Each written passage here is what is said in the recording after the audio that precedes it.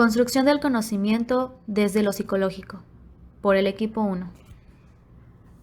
El conocimiento sobre la realidad es uno de los factores que más han contribuido al éxito adaptativo del hombre como especie animal, ya que permite anticipar lo que va a suceder y a partir de ahí controlar el curso de las cosas y actuar sobre ellas de una manera eficaz para lograr sus objetivos.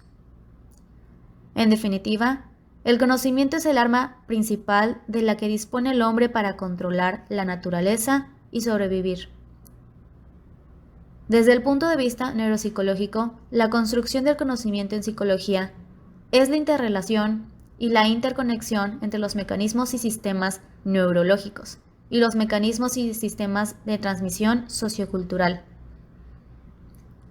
La construcción del conocimiento es una interconexión perdurable entre el sistema cerebral y sus mecanismos de acción y el sistema sociocultural y sus mecanismos de transmisión de conocimiento aprendido o memoria colectiva. Además de todo eso, el conocimiento resulta ser el proceso por el cual el ser humano refleja en su cerebro las condiciones características del mundo circundante, pero no es un reflejo simple, inmediato y completo. Este conocimiento ha sido construido a lo largo de la historia de forma paulatina, haciendo uso de lo que hoy llamamos teorías de aprendizaje. El objetivo de una teoría del aprendizaje es brindar principios que puedan verificarse reiteradamente y que den explicación a hechos específicos que han sido observados independientemente, pero relacionados con un modelo conceptual. Desde épocas antiguas, los hombres se han dado a la tarea de buscar maneras para construir el conocimiento, realizando acciones como observaciones astronómicas, mezclas de sustancias, identificación de síntomas de enfermedades, etc. Las diferentes culturas de la antigüedad desarrollaron sus propios métodos para la construcción de su realidad. Los babilónicos, por ejemplo, buscaban una construcción del conocimiento desde una aproximación matemática, ya que realizaban actividades de este tipo, como el desarrollo del teorema de Pitágoras, el desarrollo del sistema sexagesimal y la resolución de ecuaciones cuadráticas. Por otro lado, los griegos se dedicaron a la filosofía natural jónica, la lógica de Platón y Aristóteles y las contribuciones de Hipócrates y Sócrates son su más significativa obra. Poco a poco se fueron formando teorías que pretendían explicar la construcción del conocimiento. Es así como a continuación explicaremos un poco de estas. El ser humano se desarrolla a través de la construcción de la interacción dialéctica y la adaptación al entorno sociocultural. De este hecho se esbozan 4 aspectos teóricos conceptuales. El primero se refiere a la evidencia de la interacción entre los reglamentos cognitivos y las normas sociales, cambiando el énfasis de sujeto-objeto a la sujeto-objeto el otro.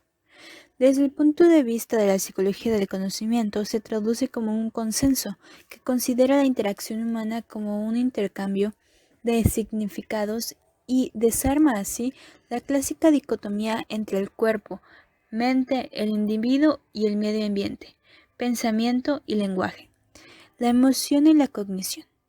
El segundo aspecto insiste en el papel de la mediación semiótica en el proceso de desarrollo psicológico humano, lo cual significa comprender que los objetos tienen significados socioculturales, de modo que las prácticas sociales, incluidas las prácticas educativas escolares, tienen un fundamento que les da significado al tercer aspecto, considerar los efectos de los sistemas de signos en el desarrollo psicológico de la cognición y las comunicaciones individuales. Las formas como las prácticas de las instituciones sociales interactúan con el funcionamiento mental del individuo. La construcción del conocimiento y la adquisición de nuevas competencias dentro de la escuela implica también la cuestión de identificar cómo y cuáles son los valores sociales que impregnan la información y los procedimientos. El cuarto aspecto supone la toma de conciencia en relación a que las acciones humanas no son producto del azar. Por el contrario, Se trata de prácticas sociales con un contenido que les da fundamento.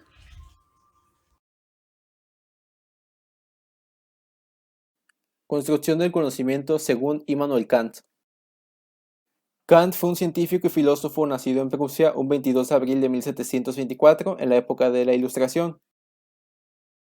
Como sabemos, la Ilustración fue un movimiento que surgió en Europa como resultado de muchos avances científicos de aquella época que inspiró para cambios culturales, sociales, entre ellos la Revolución Francesa. Kant fue criado en una familia muy religiosa y era un estudiante muy perseverante. Kant creía en la religión luterana. De igual forma consideraba necesario basar su estudio en tres preguntas esenciales: ¿qué puedo conocer? ¿Qué debo hacer? ¿Y qué puedo esperar? En la que nos enfocaremos será en la primera. Pero antes necesitamos un poco de contexto. A lo largo de la historia, la filosofía, el conocimiento se explicaba de este modo: un objeto y un sujeto. Por ejemplo, tengo un libro que me gusta mucho. Según el lenguaje filosófico, yo soy el sujeto y el libro es el objeto del estudio, el ente. Al contrario de lo que pensaba Kant, el objeto de estudio para él no era el objeto, sino el sujeto. Podríamos decir que en la construcción del conocimiento y de su filosofía, el objeto pasa a un segundo plano, donde se va a hacer énfasis principal en el objeto de estudio, que sería el sujeto y sus posibilidades que tiene el individuo para conocer y adquirir su conocimiento. Por un lado teníamos el racionalismo, y como principal exponente a René Descartes, que decía que el origen del conocimiento está en la razón, lo empírico no tiene importancia, las experiencias sensibles son mentirosas y hay que confiar siempre en la razón.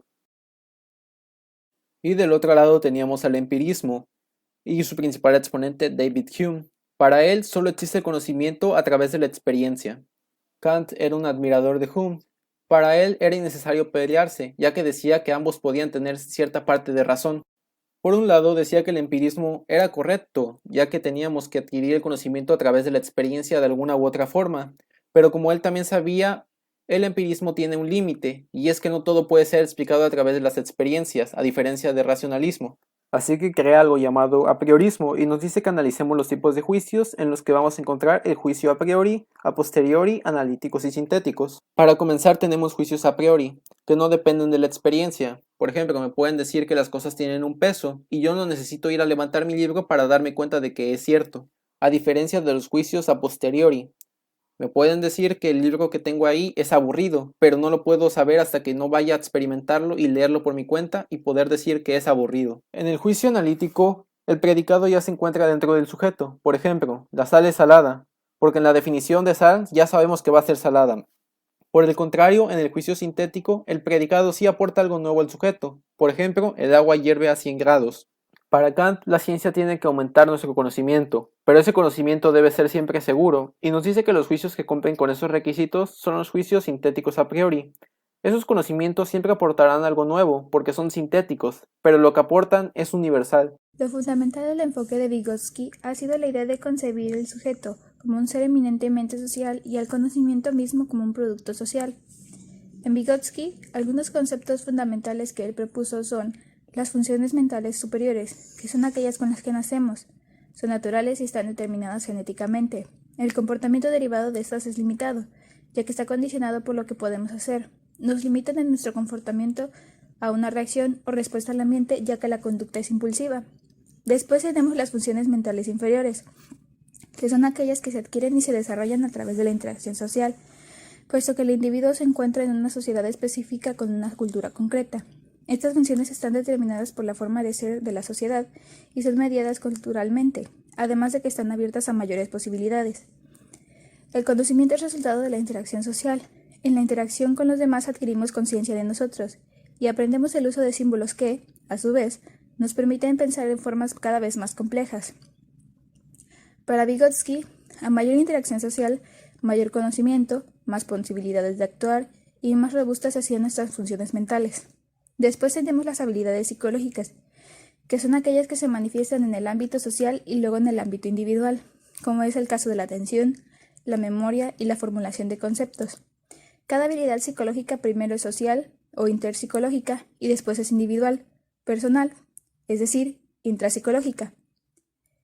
Después tenemos la zona de desarrollo próximo, que es la distancia entre el nivel real de desarrollo determinado por la capacidad de resolver independientemente un problema y el nivel de desarrollo potencial, que está determinado a través de la resolución de un problema bajo la guía de un adulto o en colaboración con un compañero más capaz. En 1978, Vygotsky dijo que el valor de la cultura y el contexto social que veía crecer en el niño a la hora de hacerles guía y ayudarles al proceso de aprendizaje era destacable, ya que asumió que el niño tiene la necesidad de actuar de manera eficaz y con independencia, además de tener la capacidad de desarrollar un estado mental de funcionamiento superior cuando interactuaba con la cultura.